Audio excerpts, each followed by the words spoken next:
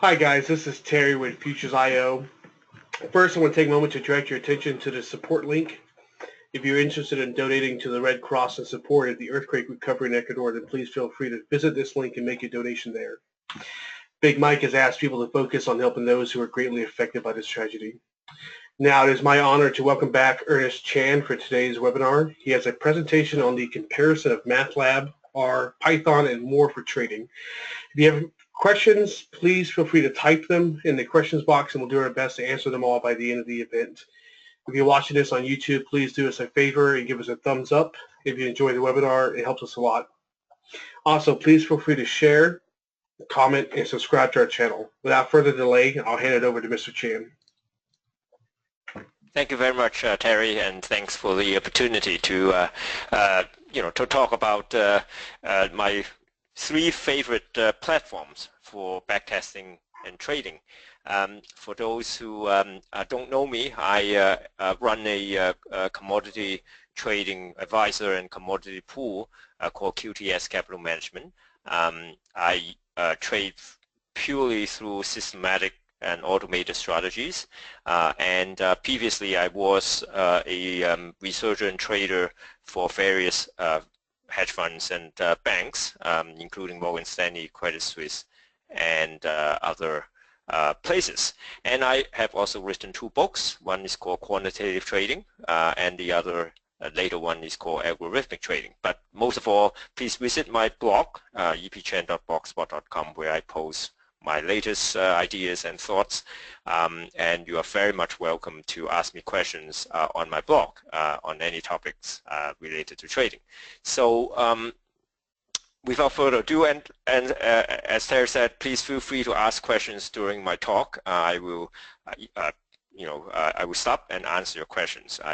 This is not really a formal lecture, but more like a fireside chat about the languages that we use in trading research. So the commonality of these three languages, what distinguishes them is that they are called REPL languages. REPL is a geek speak for read, eval, print, loop.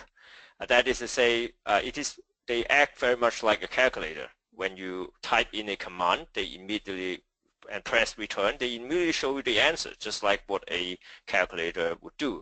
And the fact that they have many advanced functions doesn't alter that basic fact. So you can see that it is very convenient for trying out different ideas in a very ad hoc and quick manner. You immediately get feedback on some calculations or something that you want to try.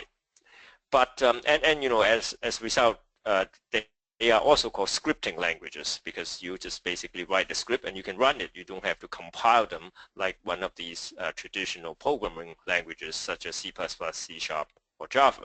The freedom from compiling is what makes them so efficient for our backtesting. In addition to them acting like a pocket calculator, they are also full-blown programming language. So you can make it as complicated as you like. You can put 5,000 lines of codes in a file and execute them sequentially, just like any other programming language. You can, in fact, use object-oriented programming if you so please. But I actually myself don't recommend it. Using object-oriented programming style with Matlab and Python just makes it so slow. It really defeats the purpose of using these scripting languages, although you can do it. Now, when I backtest, I mainly, for those who read my books and know me generally, know that I am a Matlab fan, although I also program in R, but I don't actually program in Python, although I keep tabs on Python programmers. A lot of my co-workers in my fund are Python programmers. I think Python is certainly a language on the ascendance. So a lot of my colleagues, researchers, are using Python to do their backtesting, but I don't. I mainly use Matlab, although I teach in R as well. So I can claim some familiarity with all three languages. And I used to also be a C++ programmer and a Java programmer, although my colleague is a C# programmer, but I mainly program in C++ and Java. And from what my experience with programming and observing people programming in all these different languages is that the productivity of using a REPL or a scripting language is about 10 times that of using any of the more traditional language that you need to compile. So that's for research, from a research point of view. Now, that's not the same as saying that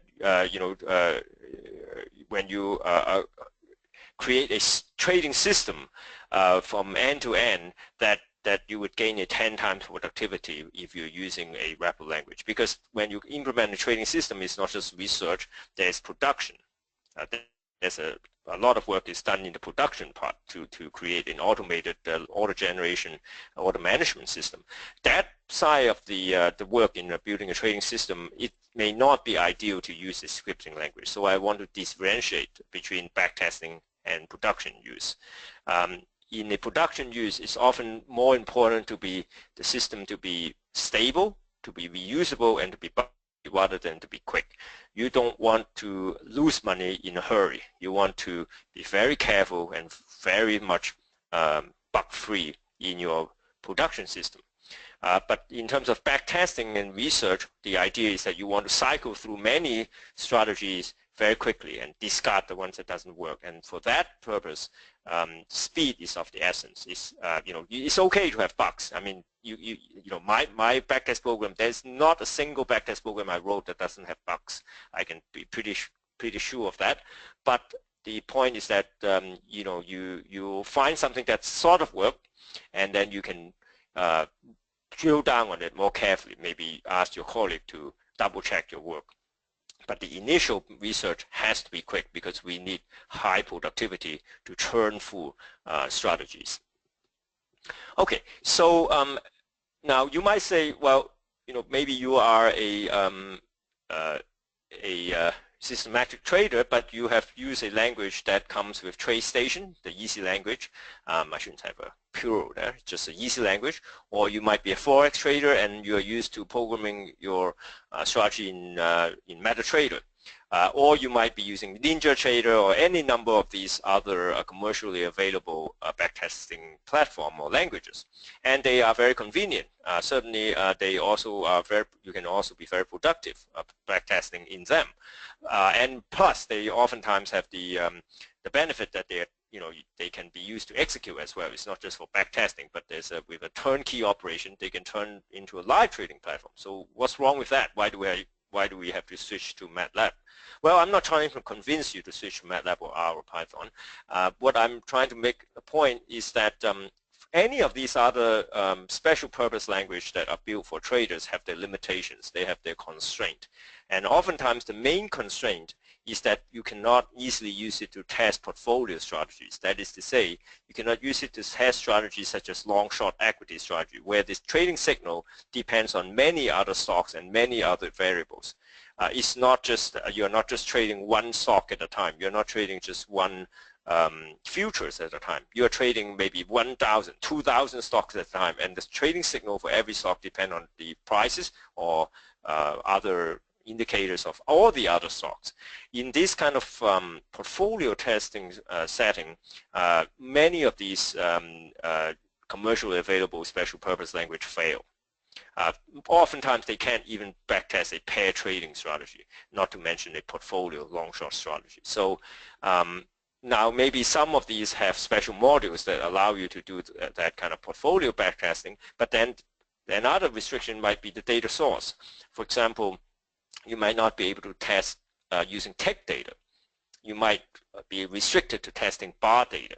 You might not be able to backtest strategy that involve news and maybe other unstructured data. So there are all kinds of restriction or constraint that are imposed on you if you use one of these special purpose languages, as opposed to a generic language like Matlab, R, and Python, where you have maximum flexibility, because this generic language doesn't assume what the data source is. It doesn't assume what your trading strategy might look like. It is it's basically a free expression of any mathematical idea. So that's the power of flexibility.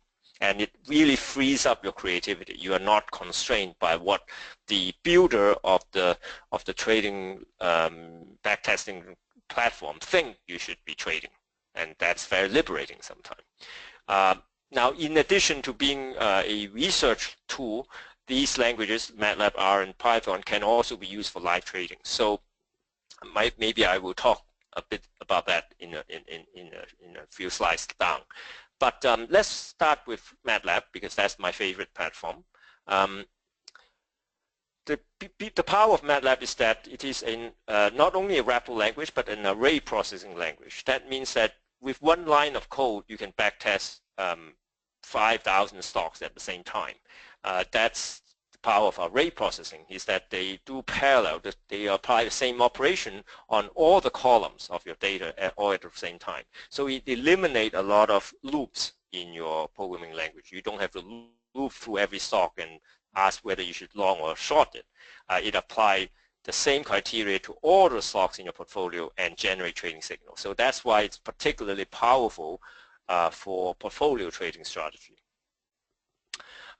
Now, the second important convenience of Matlab is that it has a lot of ready-made toolboxes that assist you in building sophisticated trading models, things such as volatility prediction using GART models, things such as time series models, things such as co-integration tests or some econometrics models, or any sort of data signal processing tools that electrical engineers are familiar with.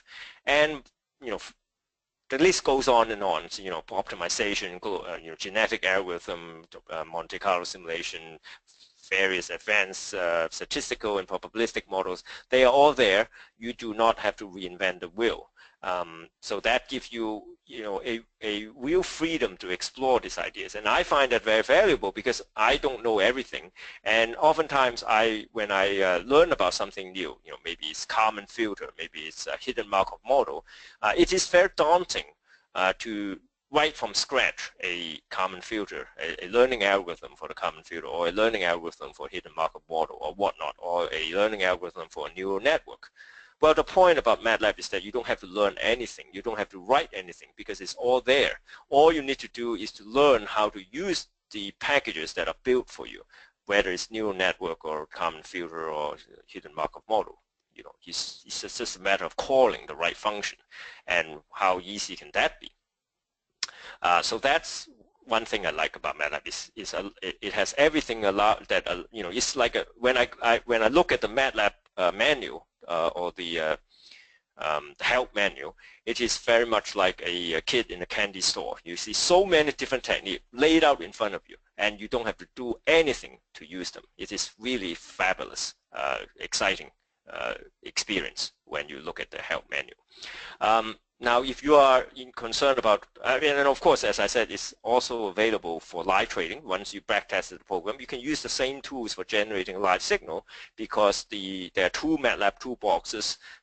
One is called the data feed toolbox. The other is the trading toolbox, that allow you to receive live market data into your Matlab platform. And then the trading toolbox also allow you to submit orders to certain brokerages, and then also monitor positions and get the position update, order status update, and P&L updates back from your broker. So it's just like a full-blown order management execution system. So speaking of the trading, let's talk about the different that you can use for turning Matlab into a live trading platform. Of course, there's the native trading toolbox that is native to Matlab, that's built by MathWorks. It allows you to connect to Interactive Brokers, to trading technologies, to CQG, to Bloomberg, and most importantly, recently it's added any genetic fix engine. Practically any broker has a fixed connection. So by adding the generic fix engine, the trading toolbox practically allow you to connect your Matlab program to any broker that you can send trades to through the fix engine. Now, if you don't want to use the trading toolbox, you can consider exchangeapi.com's toolbox or the undocumented matlab.com's toolbox. These are, third-party toolboxes. I have used both of them, and they are quite useful for my standing orders. And then finally, there's a free toolbox that Jeff has created and is sitting on the Matlab file exchange that you can download for free, and you can certainly check that out as well. So there are many choices with various functionality and pros and cons, which I'm not getting into.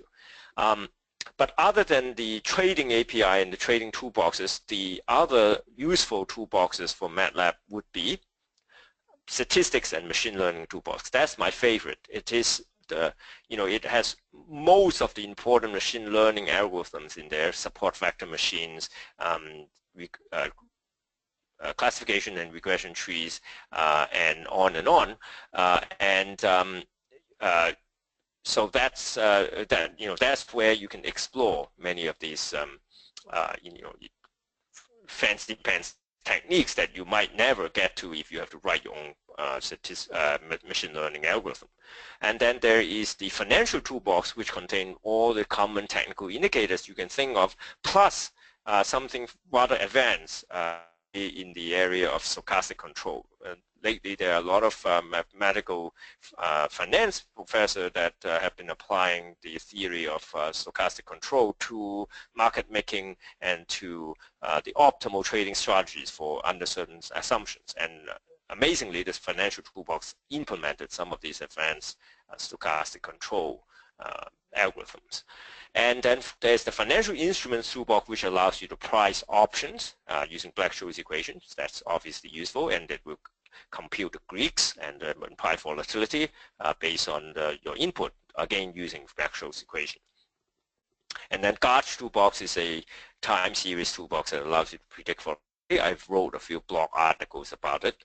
And fixed income toolbox, well, I haven't used it, but if you trade fixed income, perhaps you will find it useful. Econometrics toolbox is useful for a lot of time series analysis, and also for running factor autoregressive models, perhaps also to look for co-integration and stationarity and that sort of stuff. Optimization toolbox obviously allow you to find, for example, optimize the run quadratic optimization under constraint, which is what portfolio optimization is about. A lot of basically, if you want to optimize your portfolio using quadratic optimization with certain constraint, that's the toolbox you use. And when you have higher than, if you have an optimization problem that goes beyond quadratic optimization, well, you can use global optimization toolbox that incorporate things such as genetic algorithms and things such as Monte Carlo simulation, simulated annealing. That's sort of more advanced optimization techniques that's useful when you have a nonlinear objective function, when you have a optimization landscape that has many local or maxima or minima where you could get stuck if you use the usual quadratic optimization techniques. And then finally, of course, there's neural networks toolbox. Besides these toolboxes, and I'll tell you the prices later, which may surprise you. There are also the free toolbox that many people have put forth in the net. One of my favorite is the spatial econometrics toolbox, which is a substitute for the econometrics toolbox that Matlab provide for a fee. So now, before we go further, let me tell you why I like the Matlab toolboxes. And that is because when you don't understand how to use them, you can call them up and ask them. And you can also get emails support. And their customer support is what really impressive. I get no commission from them, so I'm telling them as I experience them.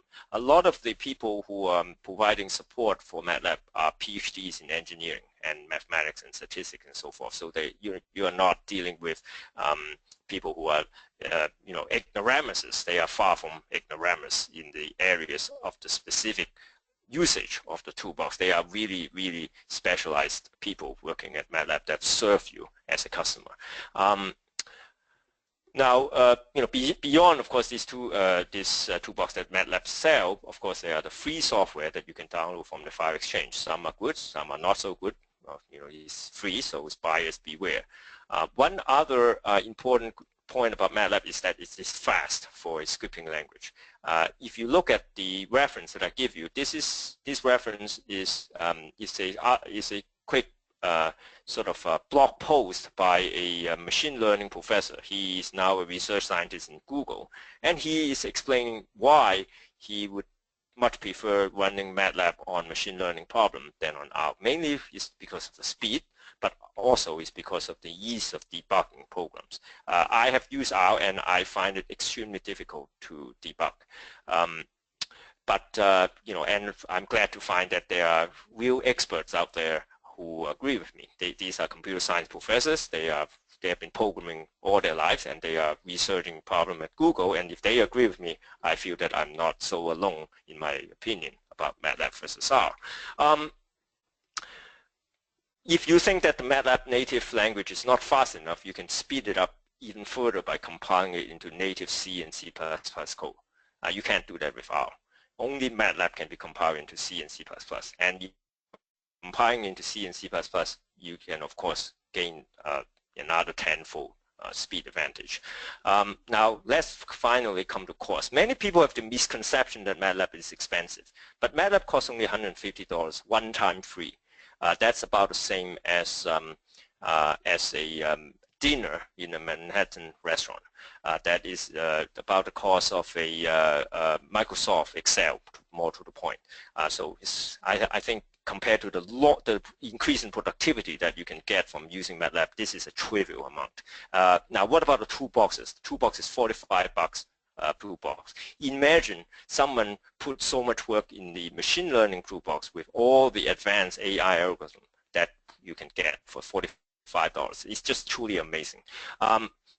Beyond all that, of course, MATLAB is not just dealing with advanced statistics or machine learning or trading. You can use it for web scraping, and that's one thing I find useful is that you know, if you have data that you can't get from a regular data feed and you need to scrape it from the website, MATLAB can do it very easily because they have, you know, all the regular expressions, string processing facility that you can use. You can use it for plotting, you can use it for animation, you can use it even for GUI development. You can develop a whole trading interface if you are, you know, you want to be able to press button when you trade. You can develop a GUI all within MATLAB, so you know, you can give it to someone else to trade very easily. So if you want to learn more about MATLAB, here are the links. You can certainly download their free ebook on their website and from some other website as well. So enough about MATLAB. As I have been telling you, I'm not crazy about. Hey, Ernest. I'm going to give you this. Hi. Yes, hey, we have a question on MATLAB. Sure. Does MATLAB have walk-forward optimization? MATLAB is a generic computational platform, so you can do anything you like with it. When you say walk-forward optimization, you are essentially saying that you know, as you advance one day at a time, you are re-optimizing all your parameters. Is that what you mean? I'm assuming so. It says walk-forward optimization, so. Yeah. So of course you could do that. Yes, you can write a loop just like any other languages. You can read one day's data at a time and then rerun your optimization routine. That's something I do in my own backtest as well. So, you know, just remember that MATLAB is a fully flexible computational platform. It doesn't know that you are using it for trading strategy. So if you're using it for trading strategy, you can do whatever you want. Okay. And then there's a second question on the price. It says on the website it's showing $2,150 for the individual license. That's right. That is because they are targeting a commercial user. So if you work for a company, let's say some trading firm, and you want to your boss to buy a MATLAB license, that's what your boss has to pay. But if you are an independent trader, or even if you work for you know, a big hedge fund, but you want to use it at home, you pay $150 for what is called a home license. That's something they don't advertise very widely because they don't want to make those people who work for big companies feel bad about paying $2,000 bucks. But as a home user, you pay $150 bucks. That is the price that I have confirmed with the MATLAB salesman, not just a few months ago. So that's true. Yes. Okay, and it looks like Sam just posted a link to the home license. So thank you. Great, thank you. Okay, that's looks like the only questions we have on MATLAB. So. Okay, great. Now let me tell you a little bit about R. As I said, I program in R, but not as much. I use it mainly for my teaching. Now R is actually very similar to MATLAB. Even the syntax, if you know MATLAB or if you know R, it's very easy to switch languages because both of them are array processing language. And of course, R is free. That's the big advantage about R is that it's free. If you don't want to pay $150, you can use R because it's free and it's open source. Another advantage of R is that it is favored by academia. It is favored by academia because anybody can download it. If you tell your students, hey, use R to do this homework, they can do it right away. You don't have to tell them, well, hey, use Matlab to do this homework, but pay $150 first. That creates a barrier, right? So $150 to us professionals may not be much of a barrier, but to a student, that's a big barrier. So in academia, R has taken over. Because it's free, anybody can download it. And because it's so popular in academia, many more packages that are developed in R than in MATLAB. Because every professor write a package in R and they post it. Professors don't make money from just writing software, so they are happy to post it for everybody to use. So there is a lot of advanced packages in R, very specialized packages in R that are available that MATLAB doesn't have. But my problem with that is that, okay, there are too many of them. So even just for one problem, let's say time series analysis, there are multiple packages, and who knows which one is to use. Everybody say their package is the best, and this guy is from MIT, that other guy is from Stanford, and some other guy might be from Cambridge. Who knows whose package has and whose package doesn't have bugs? There's no arbiter. You might have to read reviews like a TripAdvisor for R to figure out which package is better and bug-free. It is a very laborious process to pick. It's suffer from the problem of too many packages. And the problem also is that when we are practical traders, we don't necessarily need very advanced algorithms, which is what academic researchers love to put out. They want to create the most difficult, most complex algorithm that no one ever heard of. Now, is that really needed for trading? I don't really think so. So that's why I find that R is great for academic research, but maybe not that great for practical traders. But the main problem with R is that their debugger or the development platform is very, very crude. Well, it's free software. I mean, it's free stuff. What else do you expect? And I try to debug it. It's just practically a torture for me compared to the ease with which you can backtest and debug a MATLAB program. And it's slow, and this is quite terrible. It's 5 times slower. Now, you don't have to believe me. I will quote an academic study at the end of this talk, a comparison of the speed of R, MATLAB, and Python. And MATLAB wins hands down against the other languages. So if you really like difficult debugging, and you really like a very slow running program, and however you love complex algorithm that no one really needs, R is for you. Furthermore, R cannot be compiled into C and C++, and it cannot connect to a .NET execution platform. So if you still want R, I wouldn't prevent you from trying it. Let me see if there are any questions so far with R. It doesn't look like it. Okay, all right, let's move on to the last language, Python. Now, Python is also free, it's also open source, but I am not as familiar with it because I don't program in Python. One thing I know is that it's not factorized. So it's not as much advantage in using Python if you are dealing with portfolio of stocks. However, Python has a package, or actually a library of packages called SciPy, and that's a vectorized version of Python. So that issue of Python not being an array processing language is not a problem because there are packages that remedy that. And Python also has its own step-by-step debuggers, Spider, although I'm not a big fan of it. However, the most important thing about Python in terms of debugging is that you can use Microsoft Visual Studio to develop Python script. Now, Visual Studio, of course, is not free, but the beauty of it is that it's not free. I don't like free stuff, okay, let's be frank. When something is free, there's no accountability. So Microsoft Visual Studio is not free, and you can use it, and it's a very polished tool to edit Python.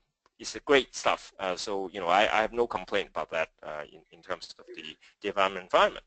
Now, Python also has a lot of libraries. I mentioned SciPy is one of them, but there's another one called Pandas. The beauty about Pandas is that it's built for data analysis, and furthermore, it can call any R library. So basically, if you know Python, you are not missing out on any R packages. You can call any R packages from Python. So that pretty much obliterate any reason you need to learn R, because you should just learn Python. If you don't want Matlab, learn Python. Forget about R, because you can take full advantage of the R library through this Pandas package. And finally, Python can, just like Matlab, it can be compiled into C and C++ for fast execution. There's a package called Number, which is free, which allows you to compile. The Matlab toolbox for compiling to C and C++ is not free. So, again, it's $45, but Python, everything is free, even for compilation to C and C++. However, yes, I see that there's a question about the RC++. RC++, I don't believe that you can compile your own R program into C++. I believe what it allows you to do is that you can call C++ libraries from an R. So if there's existing C++ library, you can call it, but I don't know that you can compile your own R script into C++.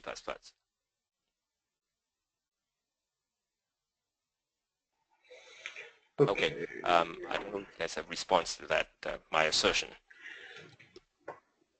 I'm waiting to see if he responds.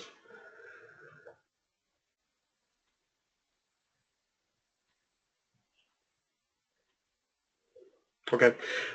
Can the debugger step through the code in Matlab?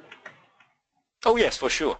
You can do step-by-step debugging. You can, of course, go into a function and go in however many levels, step into a function and further debug.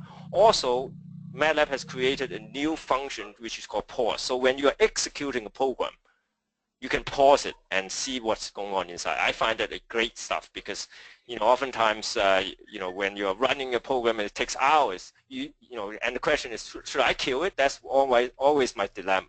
Should I wait until it's finished or should I kill it, right? Should I take my loss and kill the program and see what's wrong? Well, with this Matlab pause button, you can pause a program in the middle of the run and examine if everything goes right and then resume. Okay.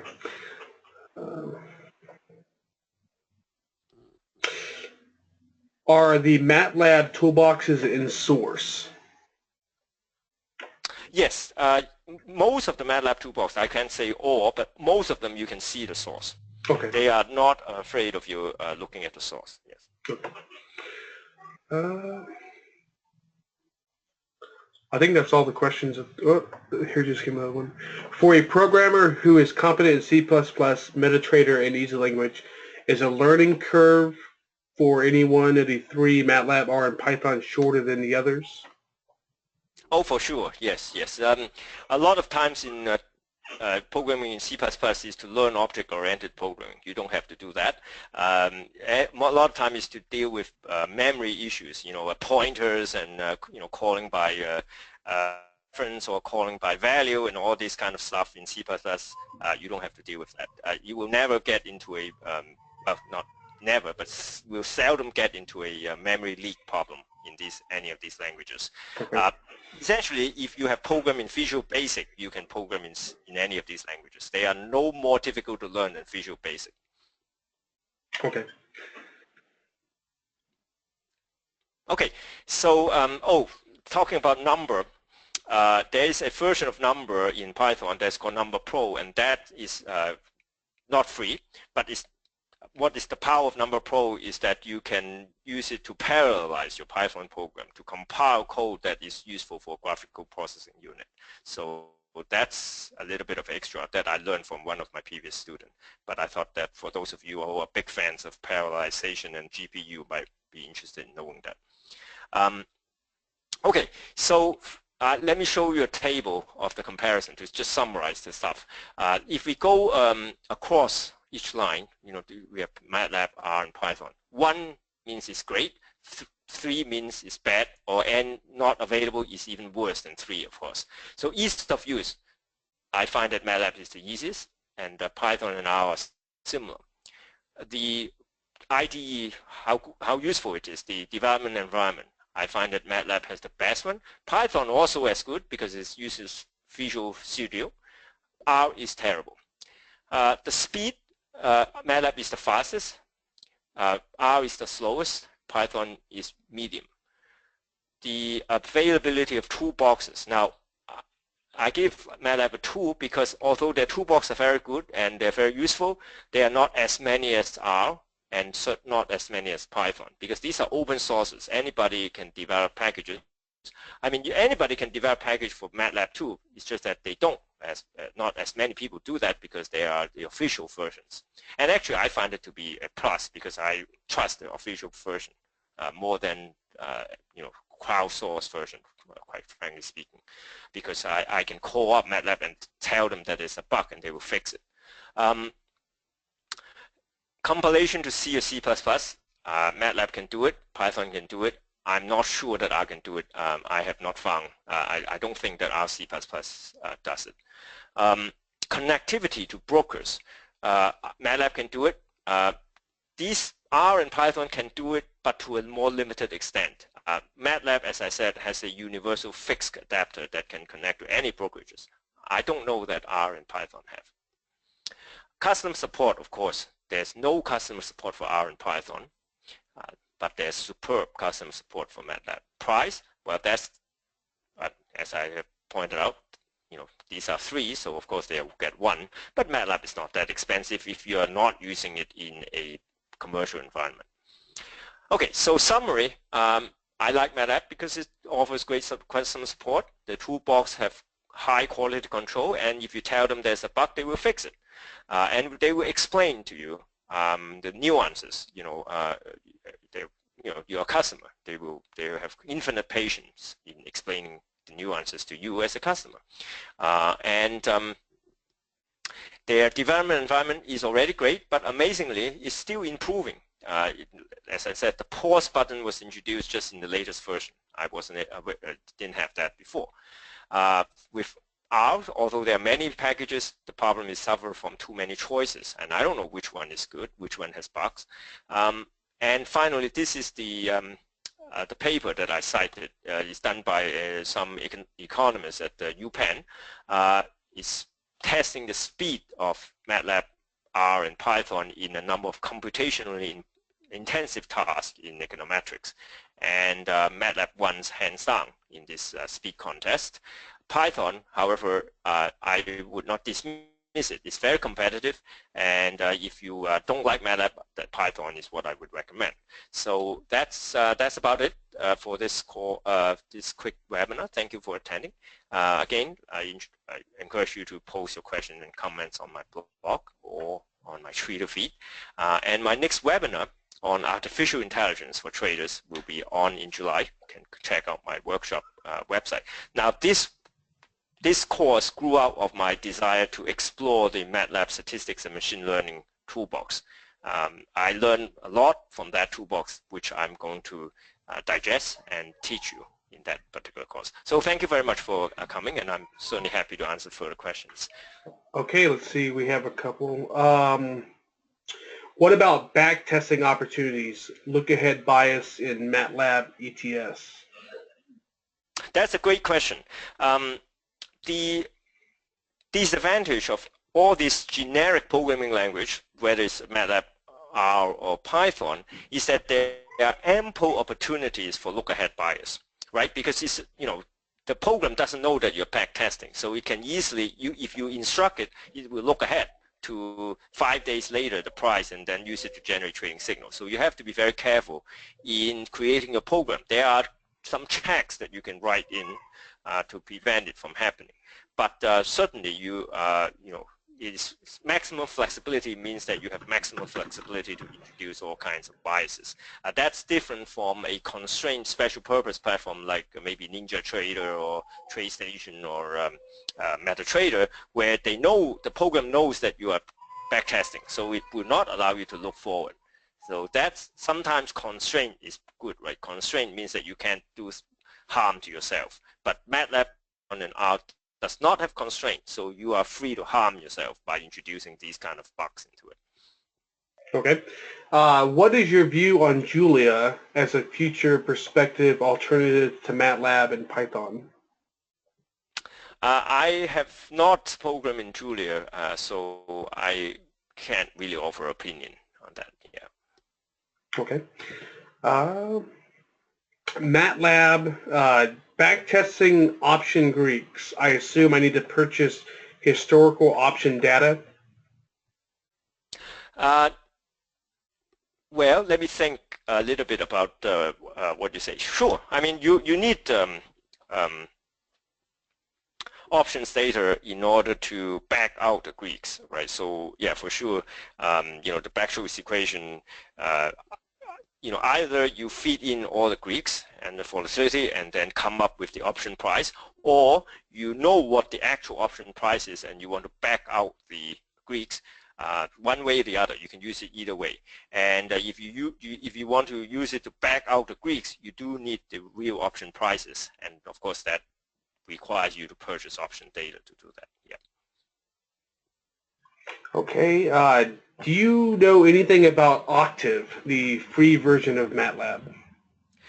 Yes, I have used it before, and certainly it's free, but it has a number of incompatibilities. Namely, it cannot use a lot of these toolboxes, and it cannot use some of the special file types. I would not use Octave, given that MATLAB costs only $150. Okay. Do you have any opinion on Mathematica? Yes, Mathematica, I have used it back when I was a graduate student. It is really mainly useful for symbolic manipulation. So if you have a lot of analytical mathematics to solve, that's a great language. But it is not really useful for numerical. You can do it, but it's not as convenient as MATLAB for numerical computation. It's much slower also than MATLAB when you are dealing with numerical computation. Okay. That's all the questions I see. If you have any more questions, please post them soon. If not, we will close down the webinar.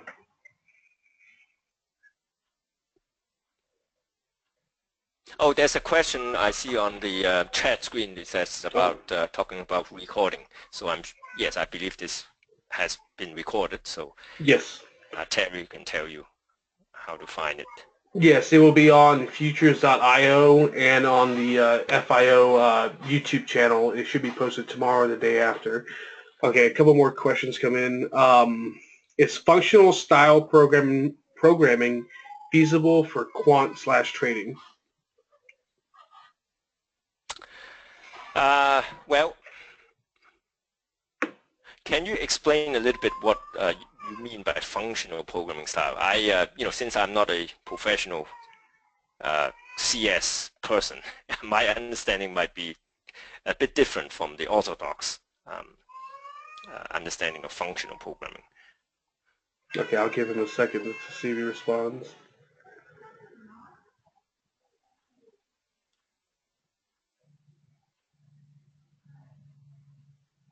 Like Haskell/scheme. I'm sorry, can you type that on the... Haskell scheme. Haskell.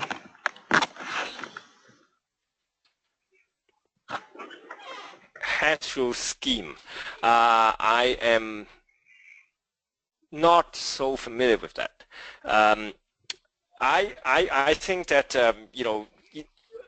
basically I think you can use whatever you're comfortable with backtesting. There's no orthodoxy.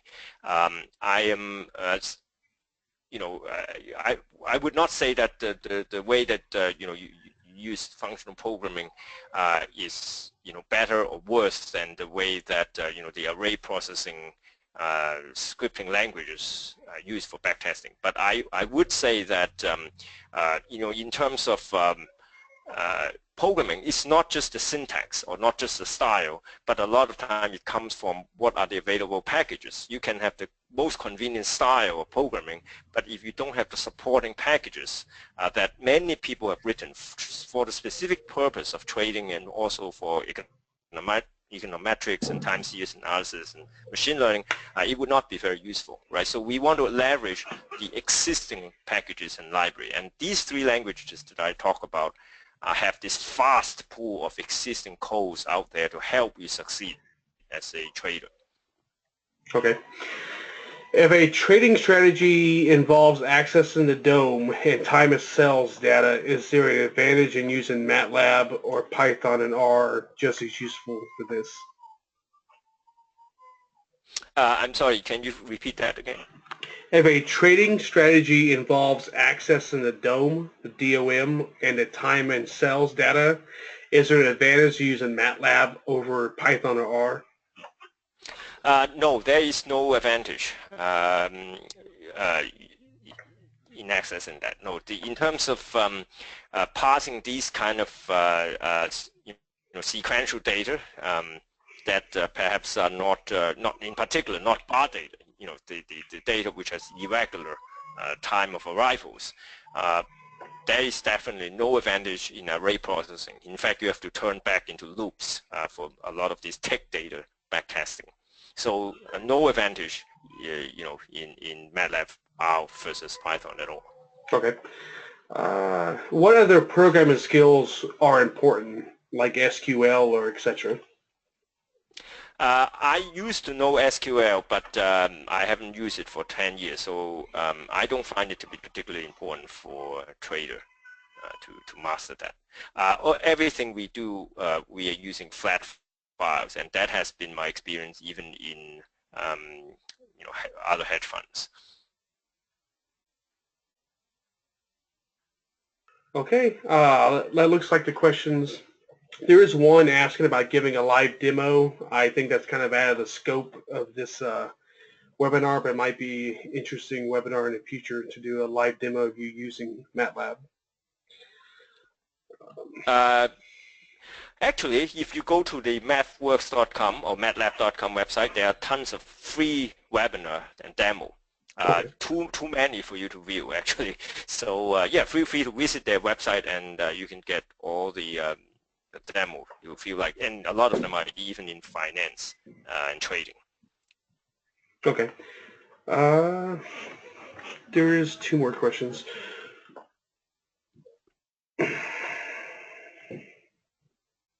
Can you talk about the deployment of strategies?